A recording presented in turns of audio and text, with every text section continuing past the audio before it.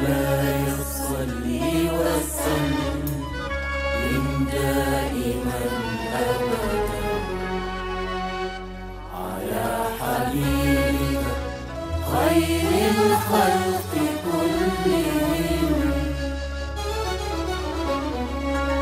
مولاي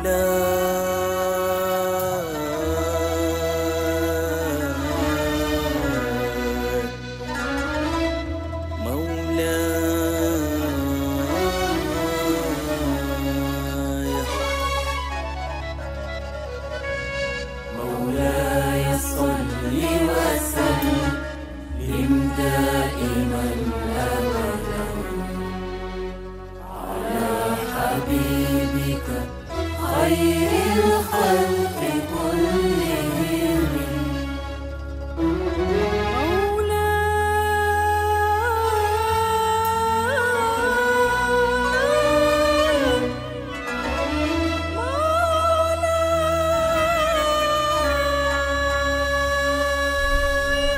السلام عليك.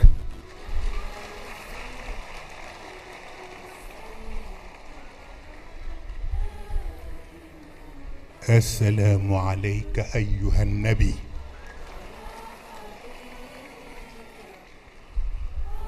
ورحمة الله وبركاته. يا رسول الله،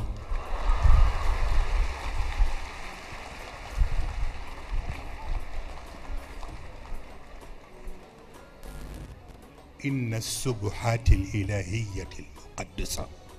La traduction du discours de Serigne Moustapha Sy lors du Gamou par Djibril Seck, discours Gamou 2021. Que le salut soit sur vous, ô prophète, ainsi que la miséricorde et les bénédictions de Dieu. Ya Rasulallah, les louanges divines sacrées, qu'elles soient apparentes ou cachées, dont le poids dépasse la plénitude de la balance et surpasse le summum de la connaissance et défie toute satisfaction, se sont déversés dans votre réceptacle prophétique en complément des prières en votre honneur qui ont fini par le remplir en quantité abondante sans interruption. Lumière prophétique, issue de la lumière divine, vous les avez confié la sagesse qui lui permet de la répandre en abondance sur toutes les créatures.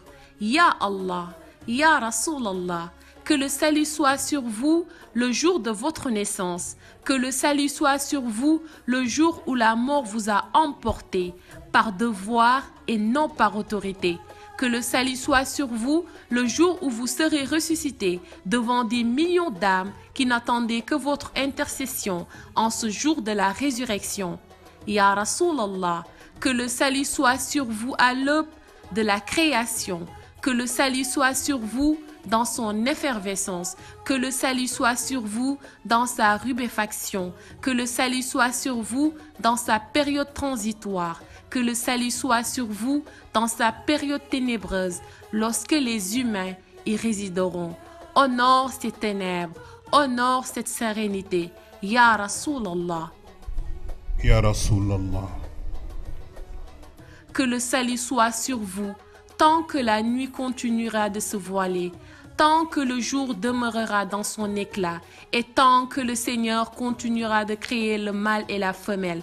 Ya Rasulallah, que le salut soit sur vous lorsque le soleil sera déconnecté, lorsque les planètes seront désinstallées et éteintes, lorsque les montagnes seront déboulonnées, lorsque les chamelles en Gessine seront délaissées, lorsque les bêtes sauvages seront rassemblées, lorsque les océans seront vidés, lorsque les âmes seront réunies en couple, et qu'il sera demandé à la fillette enterrée, vivante, pour quel péché a-t-elle été tuée, lorsque les feuilles seront déployées, quand le ciel sera dépouillé, que l'enfer sera attissé et le paradis rapproché. Chaque âme saura alors ce qu'elle a accompli.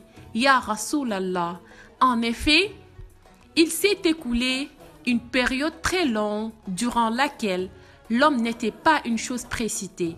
Cependant, un temps s'est aussi écoulé pendant laquelle votre Seigneur, à la majesté suprême et à la puissance parfaite, n'est invoqué sans que vous ne soyez invoqué avec lui.